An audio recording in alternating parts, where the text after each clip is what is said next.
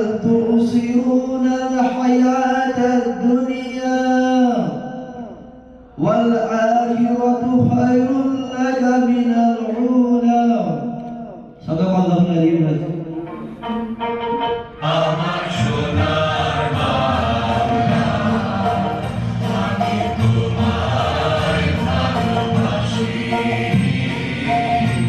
চিরদিন তোমার আকাশ চিরদিন তোমার আকাশ তোমার আকাশ আমার প্রাণে তোমার আমার প্রাণে বাজায় বাঁশি সোনার বাংলা আমি তোমায় ভালোবাসি তোমা ফাগুনে তোর আমের কবি গানে পাগল পারে মনে হায় হায় রে ওমা ফাগুনে তোর আমের কবি গানে পাগল পারে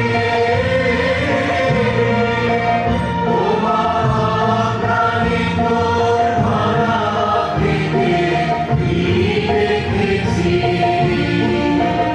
আমি কি দেখেছি মধুর হাসি সোনার বাংলা আমি তোমায় ভালোবাসি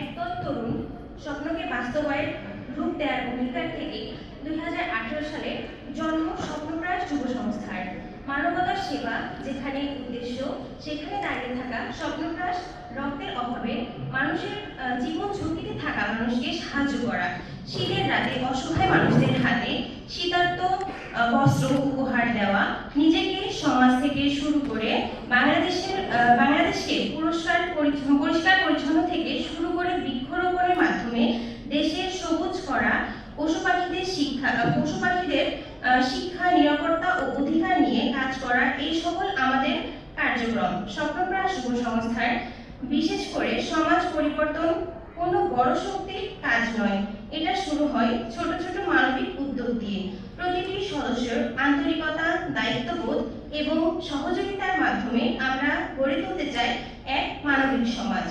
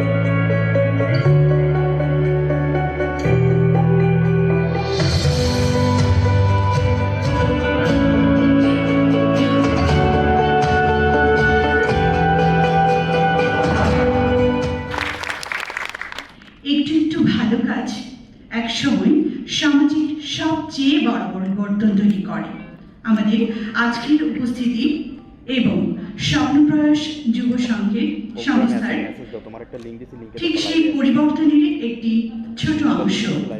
সম্মানিত উপস্থিতি, ইতিমধ্যেই আমাদের আজকের অনুষ্ঠানের বিশেষ অতিথি মোহাম্মদ নাহিদুল ইসলাম সোহান উপস্থিত হয়েছে। এবার আমাদের সম্মানিত বিশেষ অতিথি মহোদয়কে ফুলের শুভেচ্ছা প্রদান করবে জীবন আহমেদ। আজকের এত সুন্দর একটি অনুষ্ঠানে আমি আসতে পেরে মহান সৃষ্টিকর্তার কাছে কৃতজ্ঞতা জানাচ্ছি। আমি ঢাকা থেকে এসেছি, বাড়ি কক্সবাজার। আমি একজন গণমাধ্যম কর্মী, সাংবাদিকতা করি, কাজ করি ভোক্তা অধিকার নিয়ে, চেষ্টা করি জাতীয় কবি কাজী নজরুলের দর্শন এবং চেতনাকে নিয়ে কাজ করবার। আজকে তরুণদের এই উৎসবে এসে প্রথমেই জাতীয় কবির সেই কবিতার কথা মনে পড়ে যায়, ওই নতুনের কেতন উড়ে কালবৈশাখীর ঝড়, তোরা সব জয়ধ্বনি কর।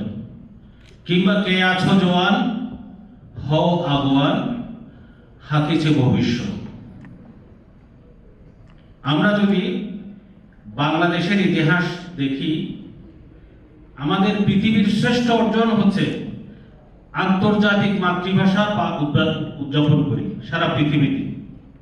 প্রথম এটা তরুণরাই করেছিলেন। সালাম, রফিক, জাব্বার, এই যে ভাষা আন্দোলন, তারা এটা তরুণরাই। এরপরে ৭১, এরপরে ২৪ করেছে সব তরুণরাই। আমাদের জাতীয় কবি কাজী নজরুল তার সবচেয়ে শ্রেষ্ঠ রচনা বিদ্রোহী কবিতা, সেটা লিখেছিলেন মাত্র ২৪ বছর বয়সে। আজকে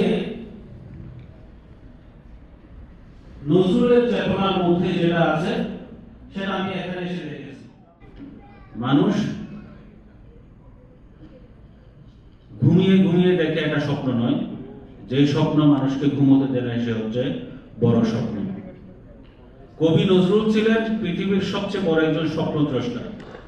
আজকে থেকে ৩০ বছর আগে আমরা কি কেউ কল্পনা করেছিলাম এই হাতের মুঠোর মধ্যে পৃথিবীকে দেখব?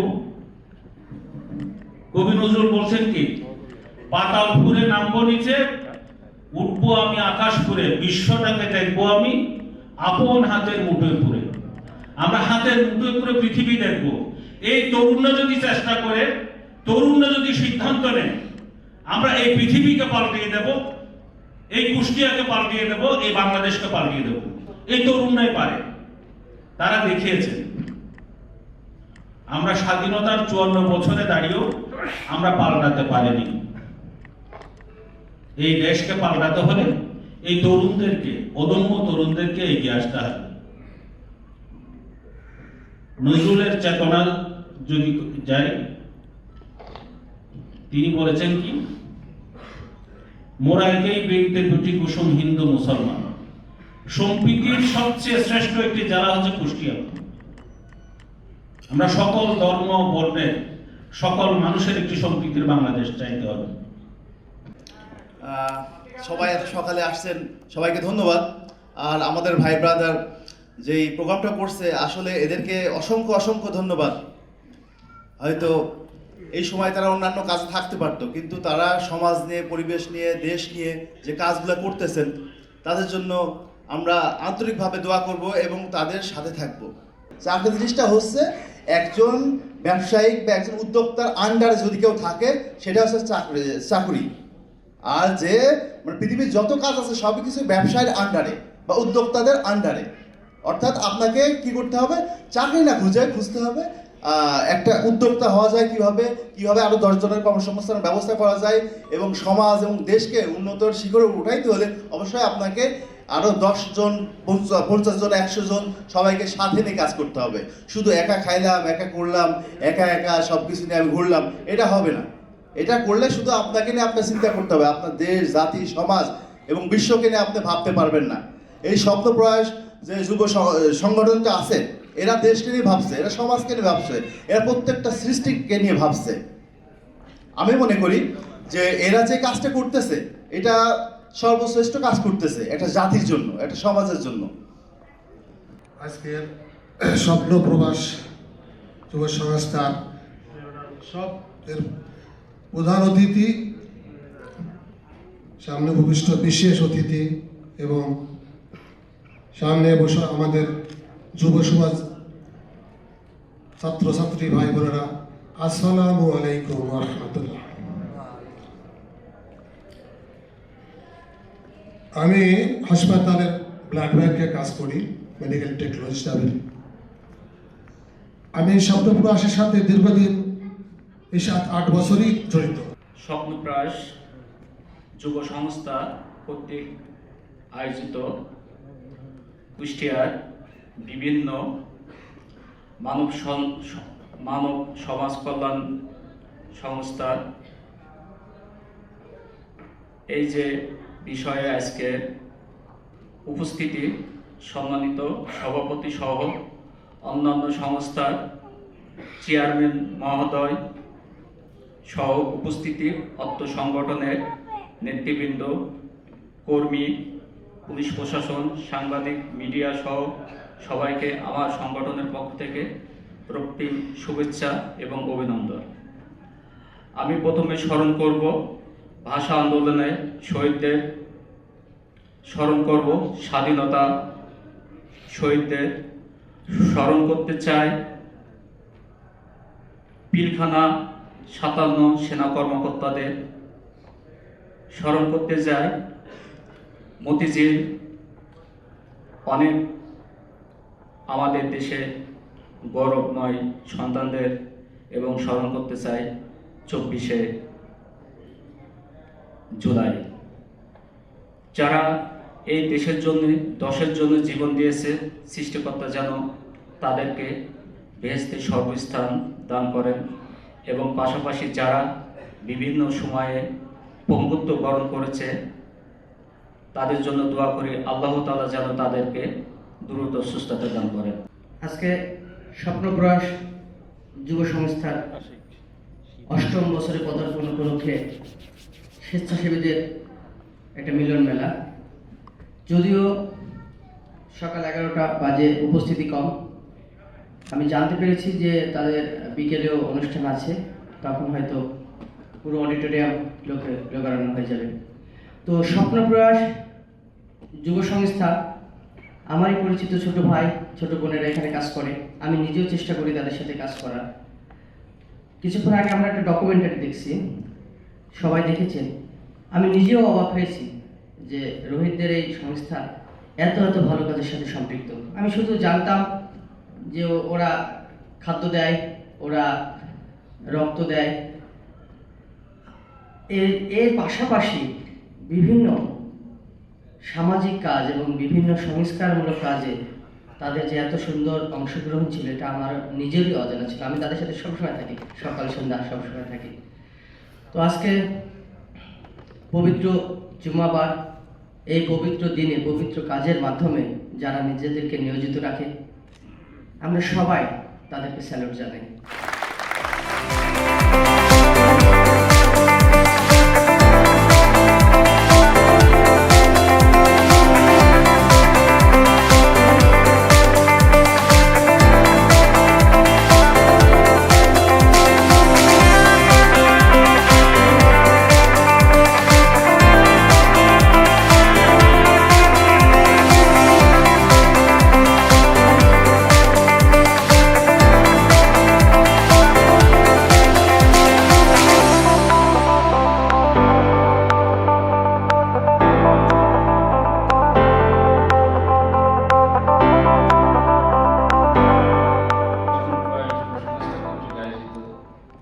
এই অনুষ্ঠানে আজকে আমি আসতে পেরে অনেক গর্বিত মনে করছি।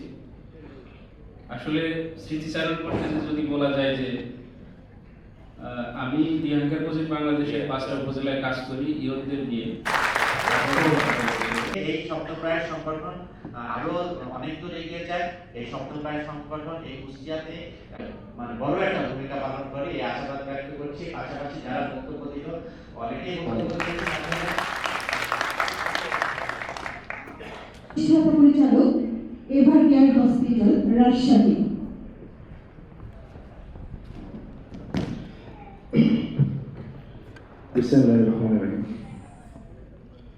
রাস্তা পেরিয়ে আজকে আপনাদের এই প্রতিষ্ঠানে বা আজকে স্বপ্ন প্রয়াস সংস্থার প্রোগ্রামে উপস্থিত হয়েছি। সেই ফজরের সময় রওনা দিয়েছি। আমার প্রথম পরিচয় হচ্ছে আমি একজন স্বেচ্ছাসেবক।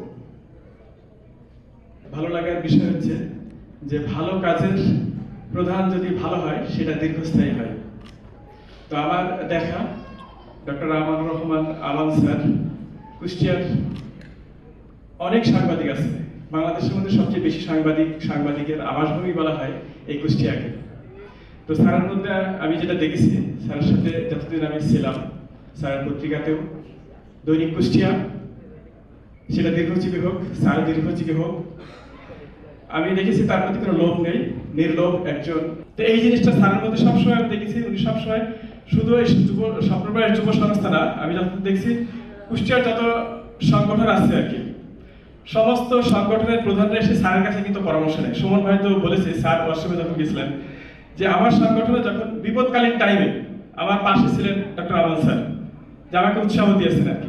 এইটা হচ্ছে সবচেয়ে বড় কাজ, কিন্তু এই কাজটাই স্যার করে যাচ্ছেন নীরবে, নিভৃতে এবং প্রচার বিমুখ একজন মানুষ। কিন্তু রোগীদের গল্প এবং তার এই সংগঠন নিয়ে আমরা কিছু কথা শুনতে চাই। মঞ্চে আসছেন সাদিক হাসান রহিম। আসলে বক্তব্যটা কখন দিব বুঝতে পারছেন যে আমার শুরুতে দেওয়ার উচিত ছিল বা পারতাম, কিন্তু এই জায়গায় দাঁড়িয়ে আমার স্বেচ্ছাসেবী যে ভাইগুলো আছে, বোনগুলো আছে, আমি মনে করি তারা আমার থেকে অনেক অ্যাডভান্স। তাদের সামনে যে আমি 2 লাইন বানায়ও বলবো, সেটা কিন্তু আমার দ্বারা হবে না। আমি এখানে মূলত আসছি যে আমার প্রোগ্রামে যারা আজকে অতিথি হিসাবে, এবং সবচেয়ে বড় বিষয় আমি আমার ভাষায় বলি, আমি গোসাই কথা বলতে পারি না, আমার ভাষায় বলি, সেটা হচ্ছে যে আমাদের এই প্রোগ্রামটা আজকে সাজানোর যে মূল নকশা যেটা, সেটা হচ্ছে যে আমরা দেখে আসছি যে জুলাই অভ্যুত্থানে স্বেচ্ছাসেবীদের কি গুরুত্বপূর্ণ ভূমিকা ছিল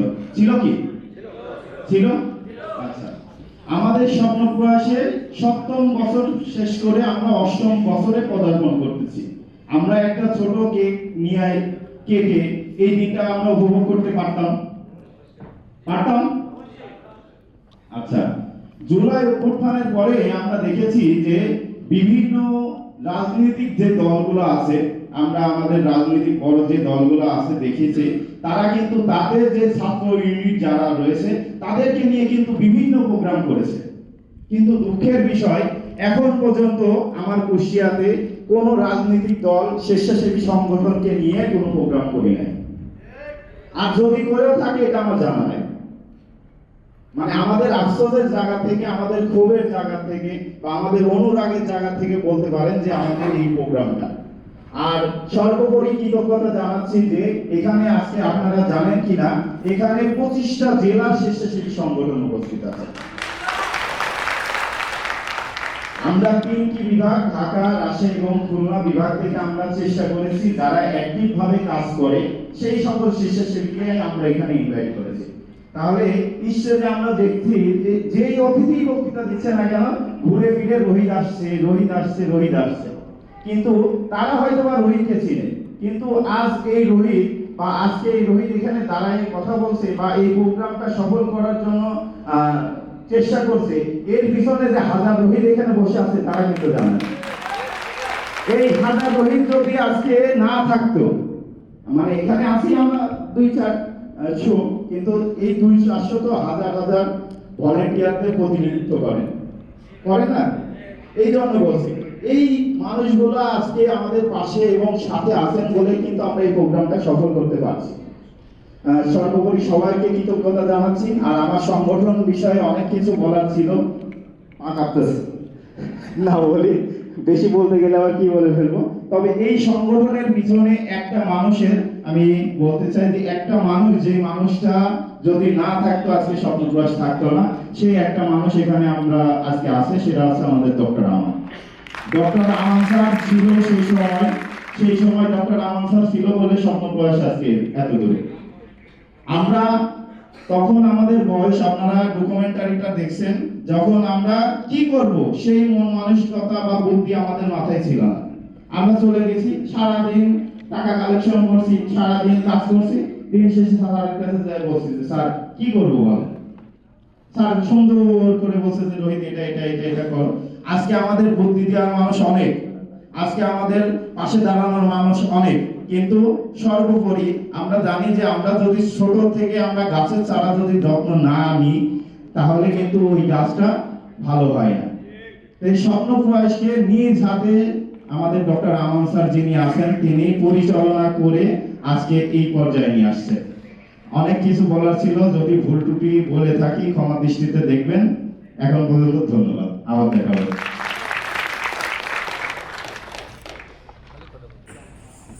থ্যাংক ইউ। বসেন।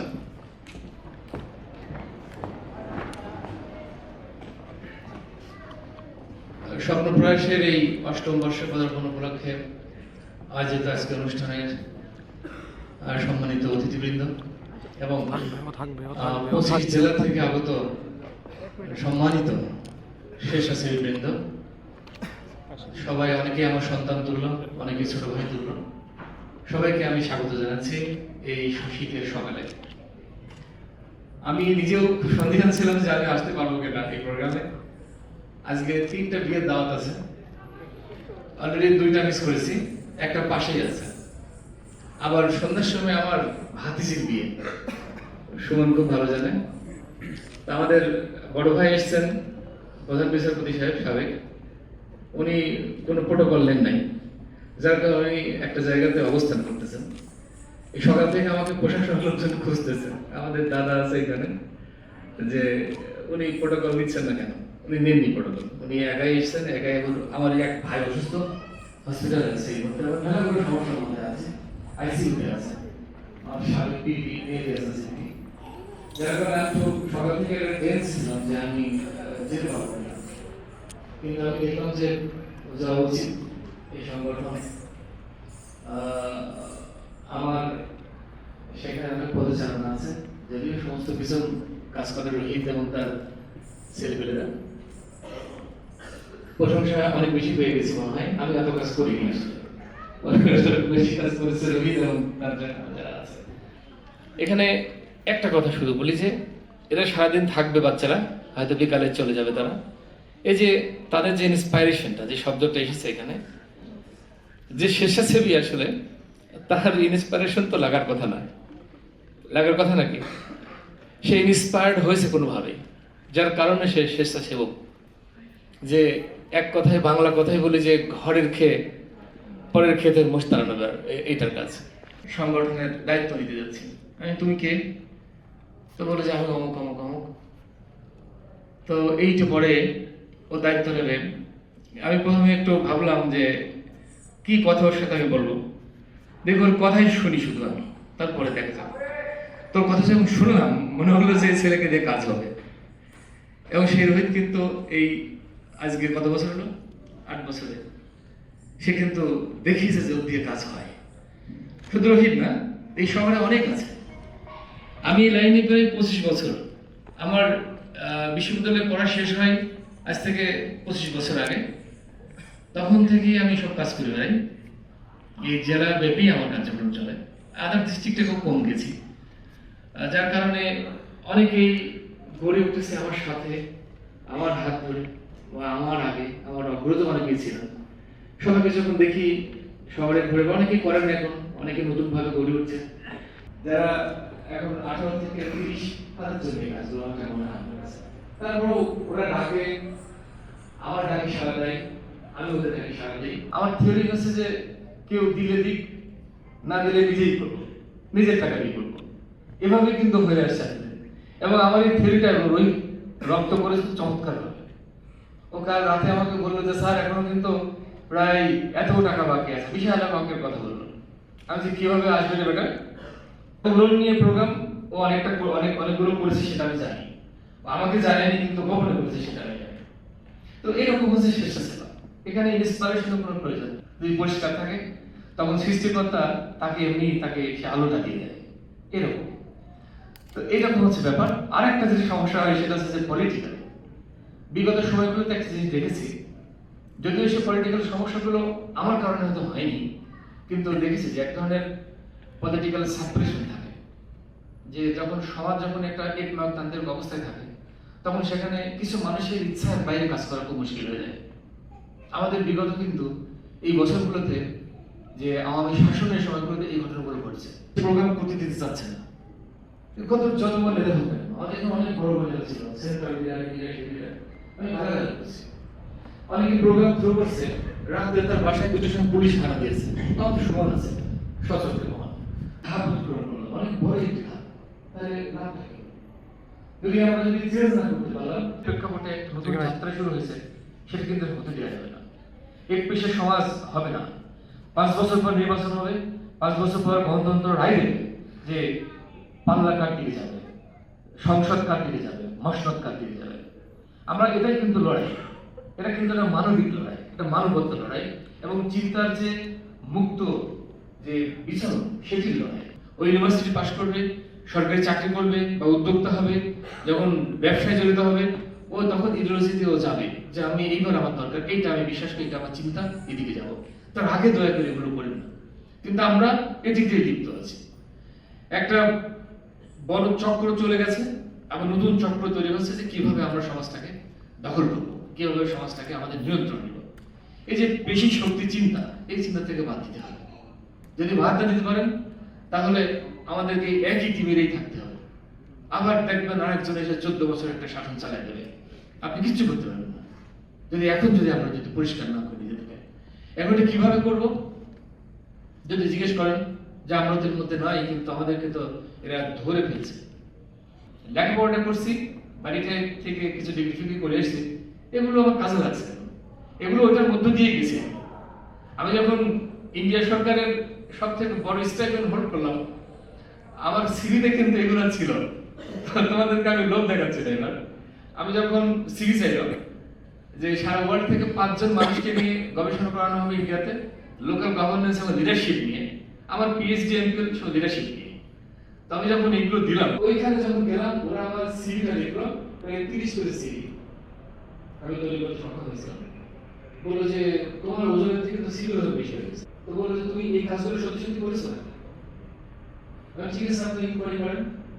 ইনকোয়ারি হলো, আমাকে গালাগালি করছে যে বেটা পয়সা তুলে সঠিকভাবে করবি তো?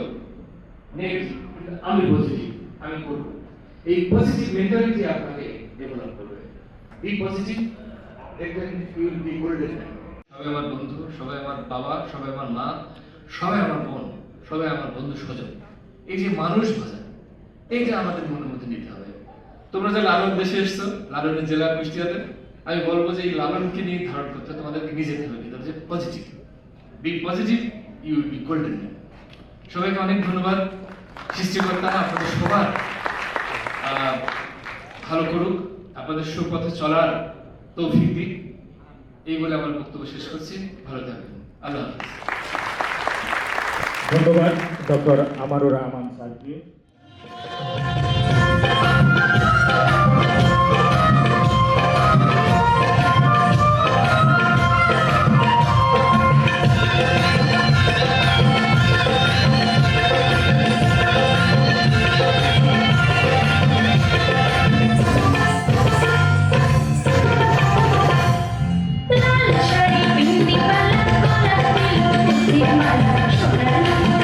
সোনার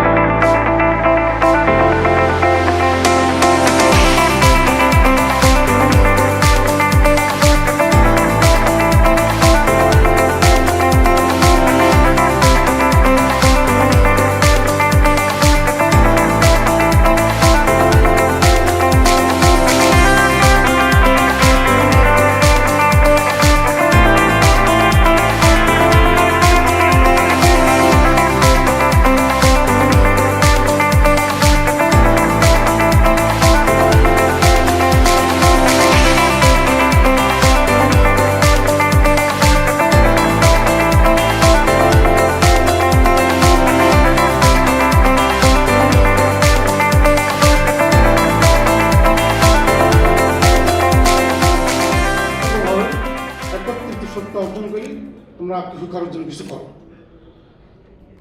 এরা হচ্ছে যে রোহিত আমার কাছে 2 দিন গেছে, আমি অবশ্য এই সংগঠন সম্পর্কে জানতাম না। আমার গ্রামের বাড়ি দৌলতপুর থানা কিশোরীনগর গ্রামে, সেখানেও একটা ছোট্ট সংগঠন আছে। আর আমার পরিচয় হচ্ছে যে আমার নাম মোহাম্মদ বুরহানুল ইসলাম, বর্ষাবাসী হজ এজেন্সি, এটা আমি পরিচালনা করে আসছি আজকে দীর্ঘ 20 বছর। আমার অফিস হচ্ছে যে কাটাইখানা মোড় মার্কাজ মসজিদের সাথে, এখানে কুষ্টিয়া, বৃহত্তর কুষ্টিয়ায় একমাত্র আমি।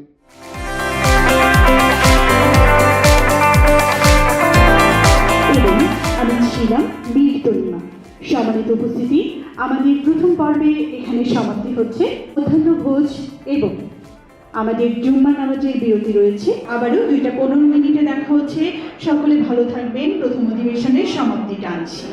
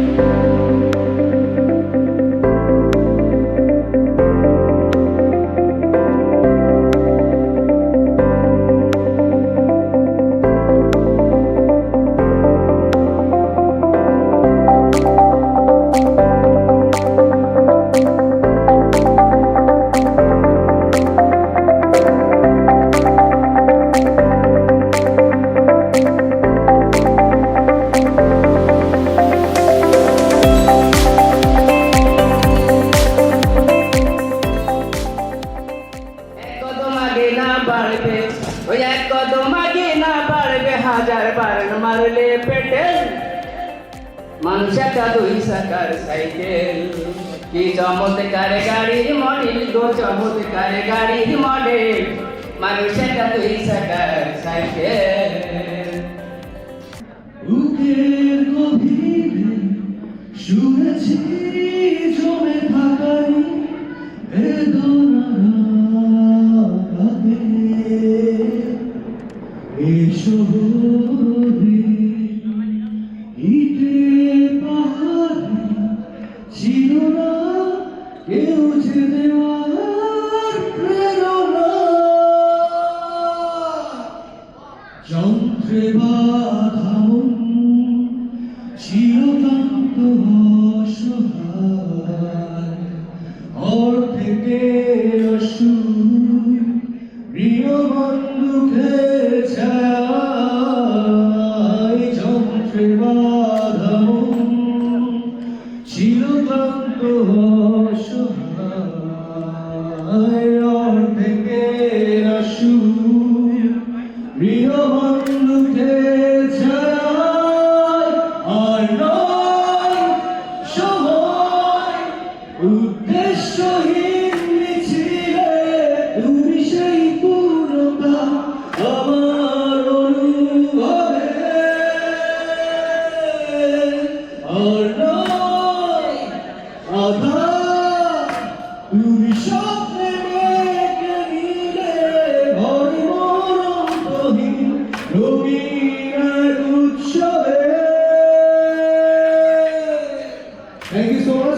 বেশি গাইতে পারলাম না। আপনাদের খাবার কেমন হয়েছে? কোথায় খেয়েছেন আপনারা? এখানে কিন্তু একজন কারণে শুনলাম যে বাসায় নিয়ে যেয়ে খেয়েছি। কে সে? হ্যাঁ, আচ্ছা আমরা কি নিজেদের জন্য একটু হাততালি দিই? তাহলে মনে হয় না যে আপনারা খেয়েছেন। তুমি কি এখনো সেই আগের মতো আছো? ঠিক আমার শৈশব থেকে কিশোরী বয়সে পদার্পণের মতো শালিক পাখিটাকে এখনো কি তুমি জানো? পথের ধুলোর গন্ধে কখন কি ছড়াও তোমার নিজস্ব মাটির ঘাম, গড়াইয়ের শীতল হাওয়ায় পাও কি খুঁজে এখনো মনে সেই সুপ্ত শান্তি, শীতের সেই সব ফেলে আসা দিনের কথা এখন কি তোমার মনে আছে? মনে কি পড়ে? আচ্ছা, কুয়াশামাখি শীত সকালে হয়তো এখন নিজের অভিযান কাজু মাঝু হয়ে ঘর দুপুরে ফ্যান ছেড়ে লেপ পরে দেওয়া খানিক ভাত ঘুম, বিকেল বিকেল ছাদে গিয়ে মিষ্টি রোদের মুখ দেখানো, ভাপা পিঠা ঝাল চিতল হরেক রকম পিঠের সমাহারে বসতি মেলা মাঠগুলোতে, রোড সাইডে ভাজা পোড়া ঝাল মাখানো টক মিষ্টি সব খাবার খাওয়া হয় কি এখনো আগের মতো? ধোয়া ওঠা চায়ের কাপে চুমুক দিয়ে জিভে পোড়ানো, আর রাতে সেই ফাঁকা মাঠে ব্যাডমিন্টনের কৌতূহলের চিৎকার ঝোলানো উল্লাস।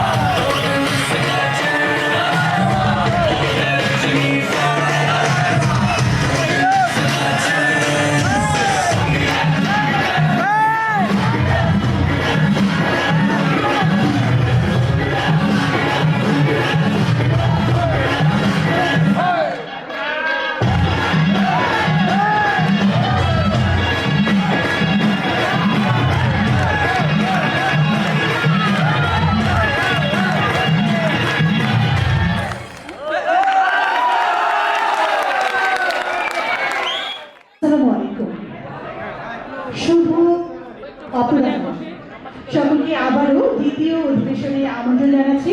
আমাদের প্রথম অধিবেশন শেষ হয়ে গেছে, এবারে দ্বিতীয় অধিবেশন শুরু হচ্ছে। সকলকে সাদর আমন্ত্রণ জানাচ্ছি আমাদের দ্বিতীয় অধিবেশনে। আশা করি সকলে অনেক অনেক ভালো আছে। আমরা আনুষ্ঠানিকভাবে দ্বিতীয় অধিবেশন শুরু করার আগে একটি রিকোয়েস্ট ছিল নাচের, আমি রিকোয়েস্টটি রাখছি এবং মঞ্চে ডাকছি। প্রাথমিকের নৃত্য প্রতিযোগিতায় দেশ সেরা হয়েছে রৌনক। হ্যাঁ, রৌনক আমাদের সামনে একটি নৃত্য পরিবেশন করবে, ওর একটি রিকোয়েস্ট ছিল। আমরা তারপরেই আমাদের দ্বিতীয় অধিবেশনে মূল পর্বে চলে যাচ্ছি। সকলকে ধন্যবাদ।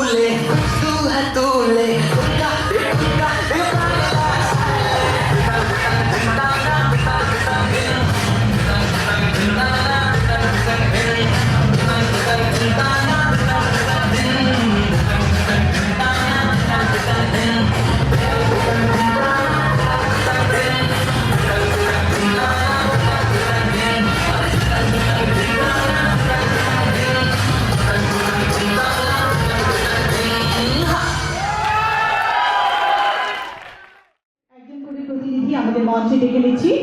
অনেক দূর দূরান্ত থেকে আপনারা এসেছেন এবং আমাদের প্রোগ্রামকে সুন্দর করার জন্য প্রাণবন্ত চেষ্টা করে যাচ্ছেন এবং আমরা দেখতে পাচ্ছি নিজ চোখে যে আমাদের অনুষ্ঠানটি কত প্রাণবন্ত হচ্ছে। আমি প্রত্যেকটি সংগঠন থেকে একজন করে প্রতিনিধি স্টেজে আহ্বান জানাচ্ছি।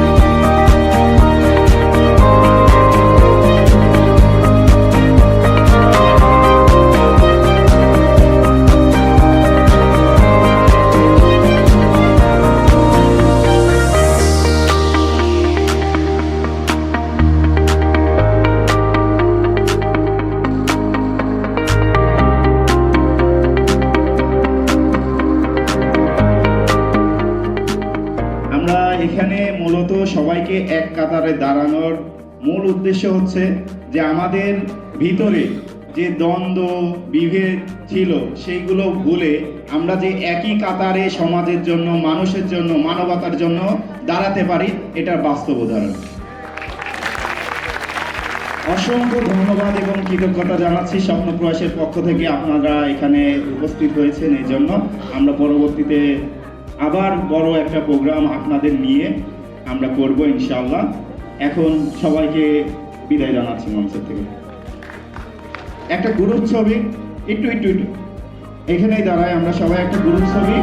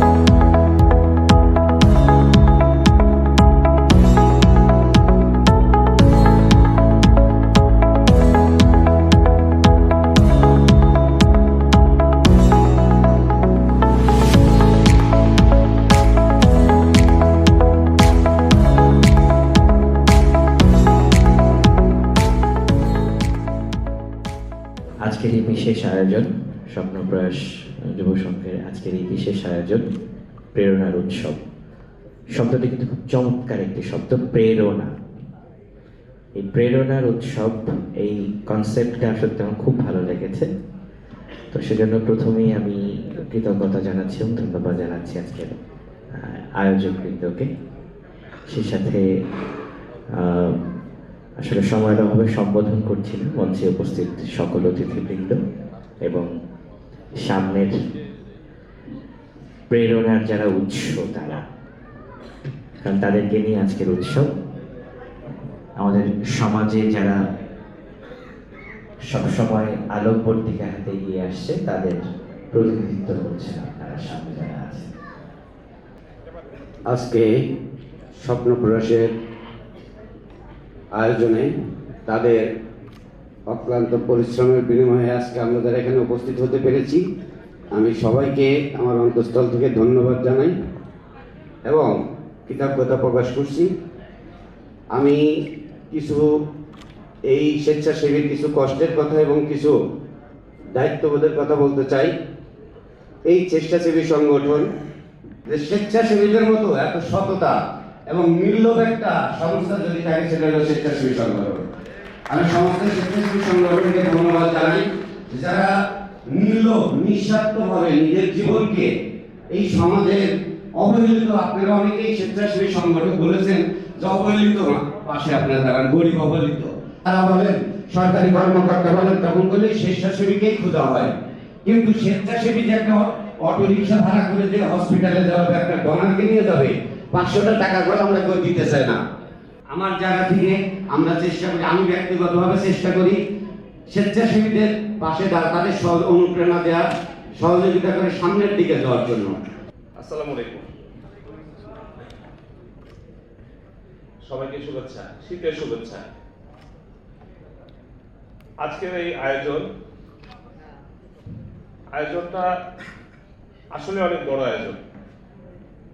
এই আয়োজন আমরা দেখেছি খুব কাছ থেকে, 2 মাস 3 মাস আগে থেকে এই প্ল্যানটা সাজিয়ে ছোট ছোট করে কমিটির মাধ্যমে, গ্রুপের মাধ্যমে এই আয়োজনটাকে কিভাবে সাফল্যমণ্ডিত করা যায় সেই লক্ষ্যে সে নিরলসভাবে কাজ করেছে।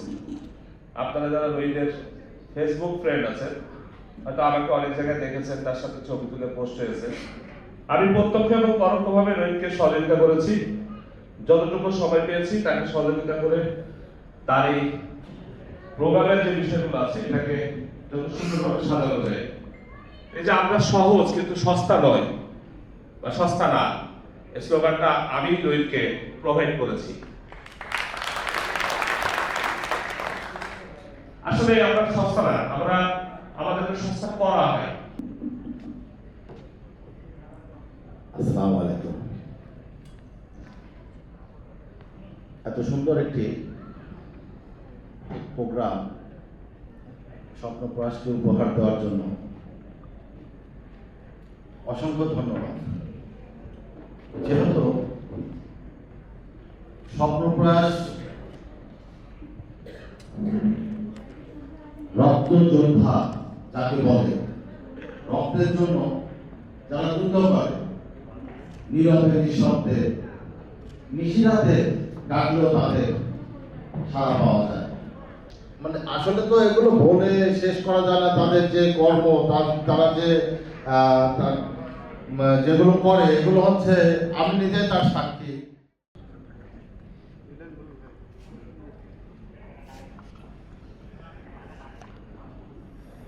আমি স্বপ্নপ্রয়াসের সর্বাঙ্গীন সফলতা কামনা। আমাকে খুবই সংক্ষিপ্ত আকারে বলতে বলা হয়েছে, এর চাইতে বোধহয় আর কিছু করে কিছু বলা। আমি সেই সময় আমি কিছু বলতে পারিনি, কারণ কাটা গায়ে নুনের ছিটা হয়েছে। ধুন দিয়েই রক্ত জোগাড় করে দেওয়ার পরে চলে আসে, তখন আমার হাত চেপে ধরেছে। ভালো আছেন সবাই? আসলে এত সব গুণী মানুষের কথা শুনতে শুনতে নিজে কি বলবো সেটাই ঠিক বুঝে উঠতে পারছি না। ছোট্ট জীবনে দেখেছি সব গার্জেন, সব অভিভাবক সবাই বলে সন্তানকে ডাক্তার বানাবে, ইঞ্জিনিয়ার বানাবে, ভালো ভালো কিছু করবে।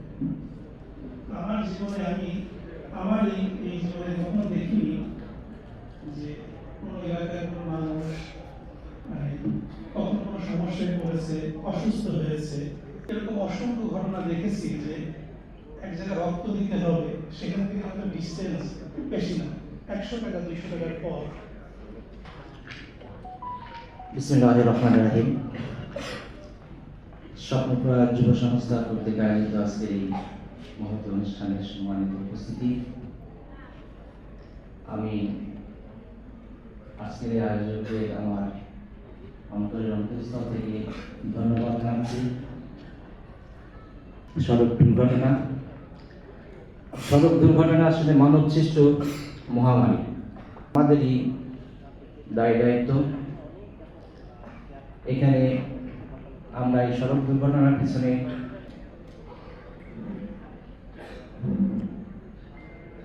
আরেকবার কথা বলার সুযোগ পেলাম, এই জন্য সবাইকে ধন্যবাদ। আমি সকালে বলতে সংক্ষেপ করছিলাম যে বিকালে বলবো, তো এখন দেখছি আরো সংক্ষেপ করতে হবে। সুতরাং যা বলতে চেয়েছিলাম